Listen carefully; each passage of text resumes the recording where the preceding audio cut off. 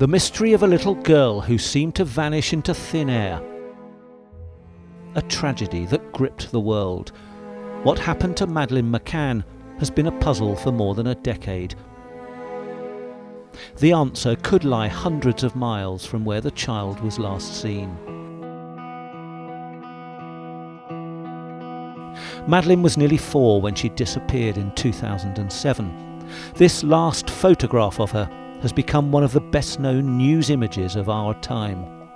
Kate and Gerry McCann had brought their daughter and her younger twin siblings on a week's holiday to Portugal, to Praia da Luz, a quiet resort on the Algarve coast.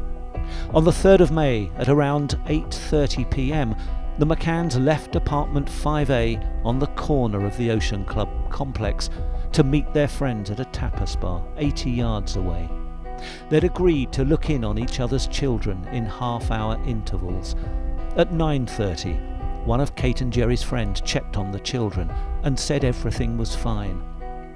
10 p.m, Kate McCann finished eating and returned to the apartment. Madeleine was missing, and her terrified mother raised the alarm. She's answers to the name of Madeleine, or Maddie. There were a few police and police dogs that were searching the area, but there doesn't seem to be much activity at the moment. At first, Madeleine's disappearance was treated as a missing person rather than a criminal case. That meant the apartment wasn't sealed off for weeks, with potentially vital forensic evidence lost. In the first week, police chased false leads and sightings, and the McCanns held numerous press conferences.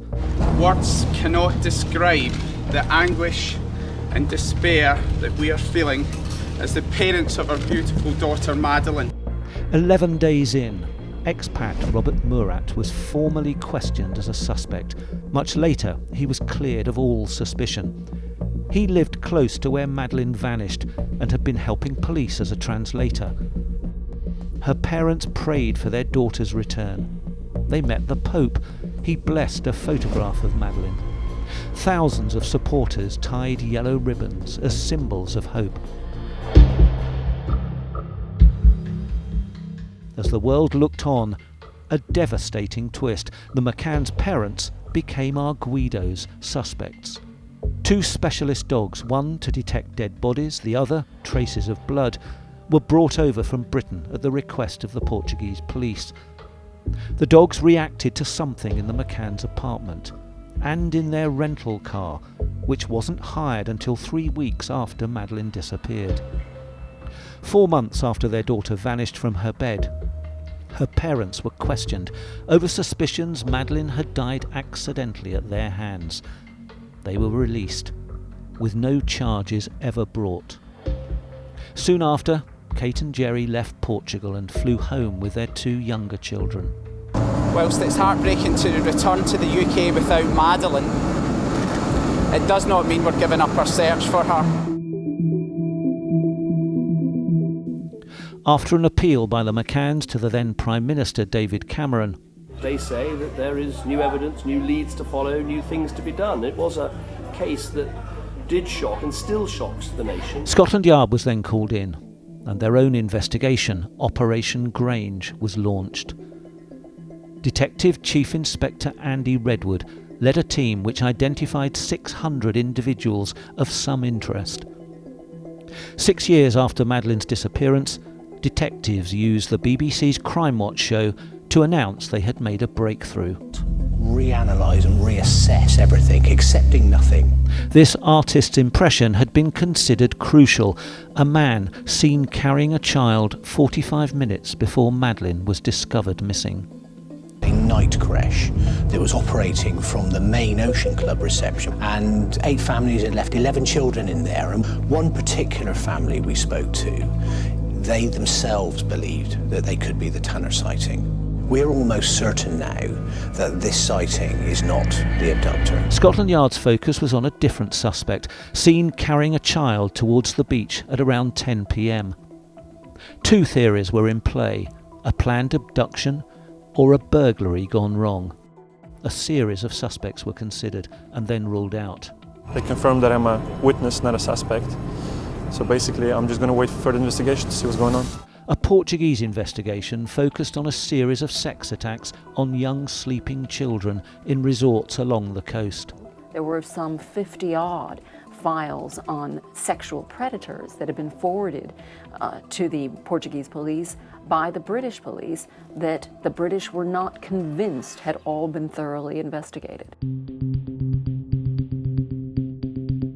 On the 10-year anniversary of Madeleine's disappearance, a new appeal, which led to the German authorities getting involved.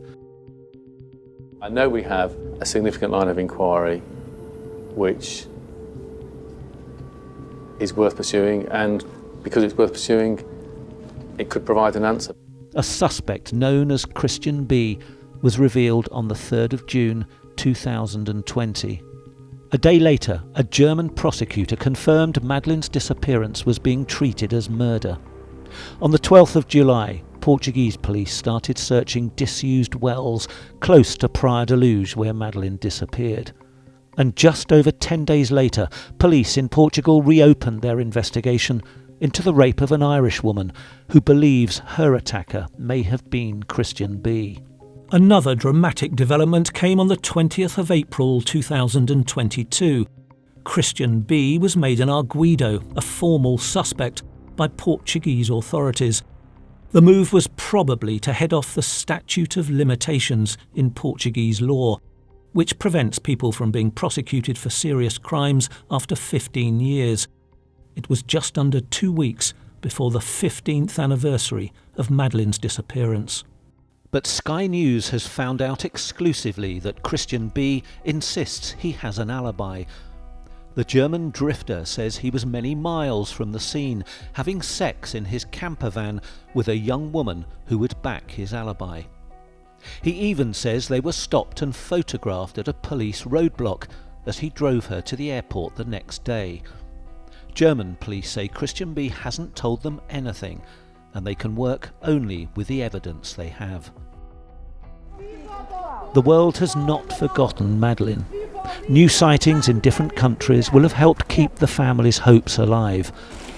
Madeleine's parents have always said they've seen no evidence to suggest she's come to any harm. You have to keep going, and especially when you've got other children involved.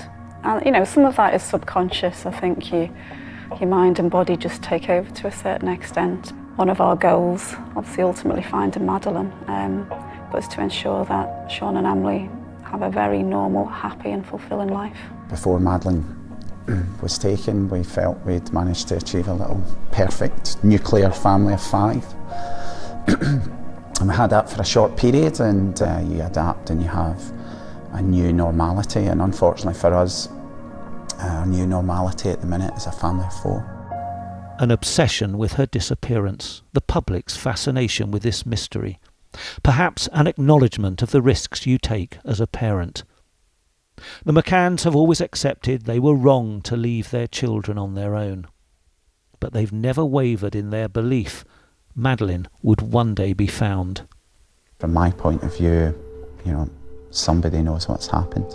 Whatever it takes, for as long as it takes, you know, but there's still hope that we can find Madeleine.